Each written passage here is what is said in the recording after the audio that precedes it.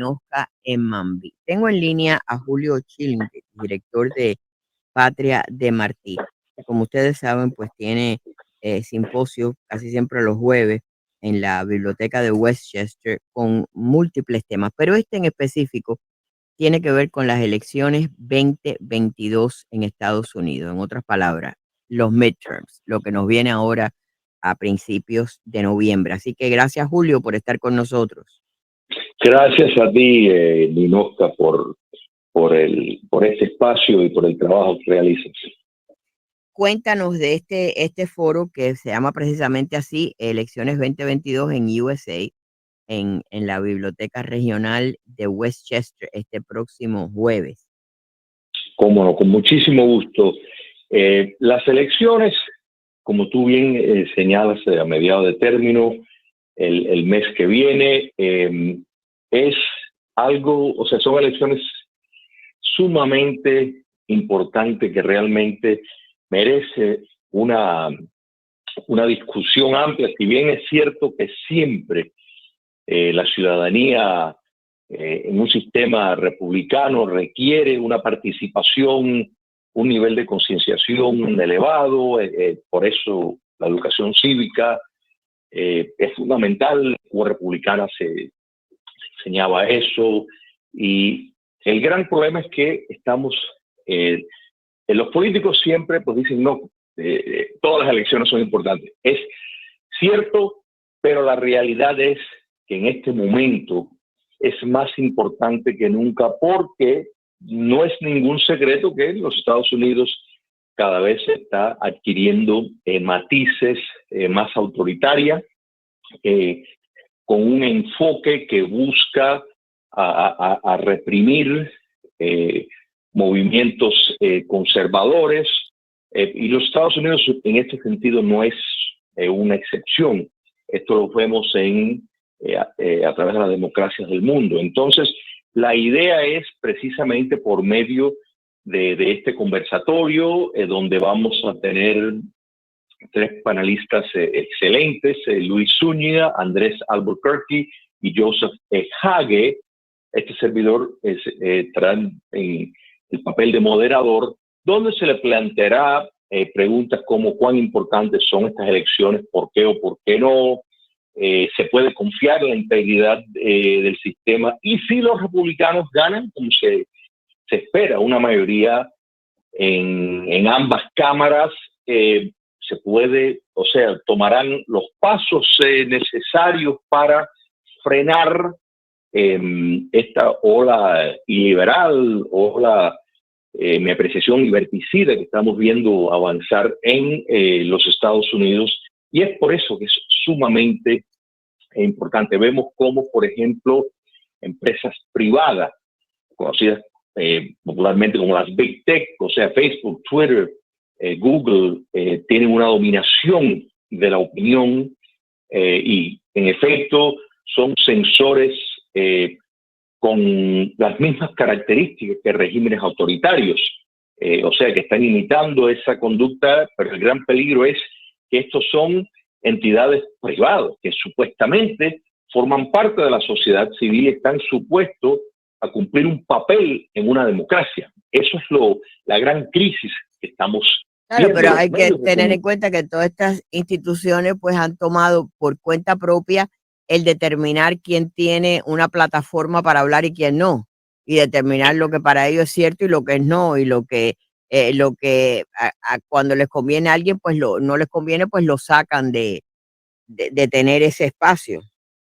Exactamente, este es el sueño de Marx, de Engels, de Gramsci, del Colegio de Frankfurt, de Herbert Marcuse. O sea, este era el gran sueño, lograr, de los socialistas fabianos, de lograr que el sector privado pues se uniera a una campaña cargada políticamente con una agenda ideológica que tiene diferentes manifestaciones, pero lo vemos claro en nuestros colegios, con la sexualización de menores, con la inculcación de teorías históricas erradas y falsas. Todo esto, o sea, realmente no empezó ayer ni antes de ayer. Esto estaba en una programación desde hace mucho tiempo, de la importancia de penetrar instituciones de educación, legales, los medios de producción culturales, para precisamente tratar de desdibujar la realidad y promover una agenda ideológica muy peligrosa. Y en el pasado, empresas no se metían en la política, no tomaban partida. Eso ya quedó atrás. Entonces, vemos cómo no se lee el papel fundamental de la prensa, de indagar, de cuestionar el poder político, porque precisamente eso es lo que les exija mantener cierto orden. Se convierten en propagandistas del el gobierno en turno. Entonces eso es altamente preocupante, porque se va desnaturalizando lo que es el sistema democrático, y tenemos en efecto un gobierno paralelo que nadie los eligió, que están en efecto funcionando codo a codo con la administración, que ya de pronto adquiere las características de un régimen y no de un gobierno, porque tiene ya instituciones que incluyen instituciones que históricamente eran de la sociedad civil, instituciones fundamentales como los medios de comunicación y los medios sociales, que es un fenómeno nuevo desde la revolución electrónica. Entonces, realmente, si ganan los republicanos y tienen determinado control de la agenda política por los próximos 10 años hasta las elecciones de 2024, tienen que tomar medidas para precisamente preservar la libre expresión. Hemos visto corporaciones que ya eso, o sea, tomar posturas de implementación que vienen directamente del marxismo cultural en sus colegios, en el nombre de la diversidad, la equidad y la inclusión, que no tiene nada que ver con ninguno de esos, porque son políticas que en la práctica son discriminatorias, son racistas, y promueven una agenda sexual particular. Entonces, esto realmente va contra el principio de igualdad ante la ley, conceptos que van alineados con lo que es una sociedad abierta y una democracia. No es pluralidad lo que se está buscando, sino al contrario, es promover una idea de minorías divididos en lo que ellos han calculado son grupos de identidad, y así pues, en efecto, socializar el país, llevar el país al socialismo. Esa es una versión del socialismo muy parecido a lo que hablaban los fabianos, que no discrepaban en Inoca, hay que estar claro, con los marxistas en mucho, excepto en tener apegos con quien era el dueño de los medios de la producción, o sea, de la propiedad. Ellos estaban convencidos, y el tiempo les ha dado la razón, de que los medios privados podían ser cooptados, y eso es lo que vemos cuando vemos corporaciones que toman una posición de cancelar a uno. Sin embargo, no cancelan a personas que son apologistas para regímenes criminales como el castrocomunismo, como el régimen de los ayatolás en Irán. Ahí sí que no hay crítica, ellos tienen el terreno porque son juzgados por parámetros diferentes. O sea, existen sistemas de juicio diferentes, existe que esto es parte de el gran aliado del marxismo cultural, que es el postmodernismo. Entonces, que es la era intelectual en que estamos viviendo. Entonces, sí son elecciones sumamente importantes, esto de mediado al término, porque lo que hicieron con el presidente Trump por 4 años, eso fue por diseño, obstaculizar y limitar su capacitación como un presidente elegido soberanamente, de gobernar y estar enfrentando él y todos en su gobierno obstáculos constantes. Bueno, los republicanos tienen que hacer eso, tienen que emitir leyes que prohíben a corporaciones discriminar por cómo piensan políticamente, tienen que regular, no pueden tener las empresas, las Big Tech, la protección de la sección 230, que les da impunidad contra demandas, cuando en efecto ellos están operando, igual que operan publicaciones, tienen una línea editorial y deben de no tener esa inmunidad contra demandas, gozan de un privilegio, de un dominio público, pero están operando como publicaciones. Los republicanos tienen que tomar cartas en el asunto, pero porque esto no solo es con el fin de, esto no es una tarea, no debería ser una tarea solo de los republicanos, es para también salvar el Partido Demócrata de sus peores elementos. Cuando vemos Tulsi Gabbard, una demócrata, bueno, ex-demócrata, que se postuló para presidente del Partido Demócrata, el sentimiento de ella es consistente con probablemente lo que hubiera hecho Lawton Childs, Sam Nunn. Claro, lo único que yo veo con eso, y yo espero que la posición que ella ha tomado ahora no sea para postularse de nuevo a la presidencia y convertirse en un factor róspero, que lo que le va a quitar es el voto conservador, es el que va a dividir, porque al final el que vota por ella ahora es porque ella ya cambió para una posición conservadora. Ojalá que eso no pase, porque sería un factor que contribuiría a darle la victoria a los demócratas. Correcto.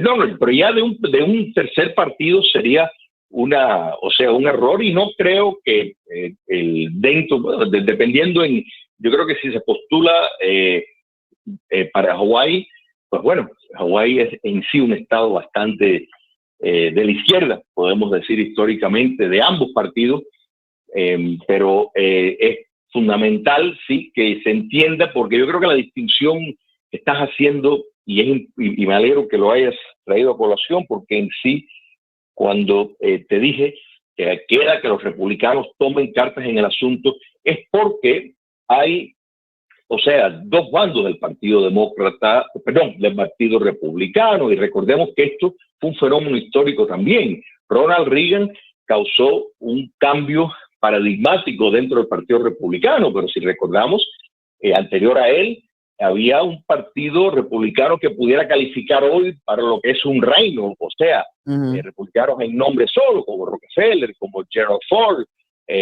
Pero bueno, también era una época donde muchos de estas figuras demócratas que tú has mencionado y otros, pues los republicanos podían trabajar conjuntamente con ellos y obtener grandes cosas en beneficio del país. Ya no, ya lamentablemente la política se ha polarizado de tal forma que es una guerra frontal la de un partido con el otro, al extremismo que se ha llegado. Es así, Ninochka, y eso, mira, tiene nombre y apellido. La realidad es que Barack Obama transformó el Partido Demócrata, se adueñó del Partido Demócrata y penetró instituciones importantes como el FBI, como la Agencia Central de Inteligencia, como el Servicio de Rentas Internas, toda una gama de las instituciones burocráticas de este país fueron Julio, te voy a pedir que si te puedes quedar en línea, que tenemos que ir a una pausa para que continúes y después nos digas quiénes van a ser los panelistas y el horario y todo. Cómo no, con gusto. Vámonos a una pausa y regresamos con Julio Schilling. Pues bien, regresamos. Gracias por seguir en sintonía con Ninochka en Mambí. Continuamos con Julio Schilling, que está hablando de su próximo simposio que tendrá lugar este jueves, elecciones 2022 en los Estados Unidos. Gracias, Julio. Disculpa la pausa. No, por favor, gracias a ti. Y mira, como hemos estado tratando los puntos que yo creo que la gran mayoría de los estadounidenses están conscientes de esto. Yo creo que estamos viendo una reacción contra esto y repito, los Estados Unidos no es la excepción. Por eso el pueblo italiano pues tomó las medidas que tomó en las urnas, y yo creo que esto es alentador, pero es importante identificar el riesgo y no pensar que aquí los problemas son como eran antes. El Partido Demócrata, que tú mencionaste muy claro, no, en otras épocas había diferencia tal vez en lo que es la receta en la política doméstica, más gasto, menos gasto para el Estado, más intervención, menos intervención en la economía. En inmigración podían haber tenido determinadas diferencias, pero había un amor al país, había una decisión de defenderla contra... No, y eran decisiones que se tomaban teniendo en cuenta el bienestar del país, ¿no? Que ahí es donde radica la diferencia. Correcto, correcto. Era un bipartidismo saludable y en algunos momentos, o sea, podían ser intensos, pero eso no es lo que estamos viendo ahora. Lo que estamos viendo ahora es una radicalidad que cuestiona los valores de los Estados Unidos. Eso nunca ocurría, nunca, nunca, nunca, bajo ningún concepto. Y sin embargo, hay políticos que hemos visto, hasta el presidente, determinado cuestionar y darle el factor de la excepcionalidad norteamericana y darle un podio, ¿no, verdad? Una preferencia a políticas que desmienten la historia de los Estados Unidos, que pintan un país formado por racistas para preservar el racismo y que a base de esa explotación por supremacistas blancos, pues el sistema capitalista se ha enriquecido y se han enriquecido una clase que perdura hasta nuestros días. Eso es absurdo, eso es una gran mentira. ¿Me explico? O sea, que eso, y sin embargo, eso no solo estamos viendo esto en los colegios de primaria, por no decir ya las universidades, hace rato que esto existe, pero si lo estamos viendo en las Fuerzas Armadas, una preparación en cualquier entendido como adoctrinamiento bajo el término más elemental, y esto es peligrosísimo. Y dije las Fuerzas Armadas para que es un caso fundamental tomando en cuenta el papel que tienen el espacio militar para defender la libertad del país, porque toda la burocracia federal y en el caso del sector privado, por medio de casas de inversión, que son los que controlan básicamente el 80% de todo el acceso a financiamiento de las empresas más grandes de los Estados Unidos por 13 entidades que tienen una visión, que son BlackRock, State Street y Vanguard, que tienen una visión en comunión con la izquierda radical. Bueno, para que tengan una idea, la página del People's Forum en el New York Times la semana pasada, pidiendo levantamiento de sanciones a Cuba, es una organización que aboga abiertamente por el socialismo y el comunismo. Esa organización funciona con un grant de $12 millones de Goldman Sachs. Y mira, Ninos, que yo me alegro que tú traigas esa colación, porque la semana pasada yo debatí a uno de sus voceros de People's Forum en la televisión pública turca, que hasta la moderadora, por supuesto, estaba del lado de allá. Tenían un profesor británico que pues también, o sea, es uno de los defensores más grandes del castrocomunismo, y eso fue un debate a capa y espada, al punto que la última parte de lo que dije lo cortaron, pero fue un debate y yo les dije que eran apologistas del castrismo, y la moderadora, no, que eso no es así, porque están, o sea, lo descuarticé y todo está retratado con el dictador de turno en Cuba, y como tú bien señalas, el People's Forum es una extensión, tienen conexiones con el castrocomunismo íntima, es una organización de pantalla de la dictadura castrista, y subsiste por empresas que, por cierto, y no tienen dinero directo de Soros, pero Soros es uno de los accionistas de Goldman Sachs, aunque de pequeña cantidad, pero sí ha hecho bancos, por ejemplo, en Argentina, conjuntamente con Goldman Sachs. Así que sí, ahí está el interés y la conexión. Julio, no me queda mucho tiempo, pero por favor di dónde, cuándo, quiénes van a ser los panelistas. Cómo no, el evento se va a realizar este jueves, 20 de octubre, en la Biblioteca Regional de Westchester, que está en Coral Way y la 94 Avenida. Va a ser a las 5:30 de la tarde. La entrada es completamente gratuita, hay amplio estacionamientos. Los panelistas van a ser Luis Zúñiga, Andrés Albuquerque y Joseph Hage. Este servidor será el moderador, y el lema, de nuevo, elecciones 2022 en Estados Unidos, va a ser en el segundo piso, en el salón de conferencia, el segundo piso, y más bien es un conversatorio para que incluso los asistentes pues, puedan intercambiar con los panelistas. Para las personas que viven en una zona geográfica muy distante, más distante de acá, lo pueden ver, lo vamos a transmitir en vivo y en directo por diferentes plataformas, pero la más fácil es ir a la página patriademarti.com, que se va a estar transmitiendo en vivo y en directo por Patria de Martí. Bueno, pues ahí lo pueden ver directamente si no pueden ir, si no ya saben que en la biblioteca de Westchester, que es bien céntrica, pero este viaje siempre son en la primera planta, que yo recuerde, pero ahora lo van a hacer en el salón de conferencia, en el segundo piso.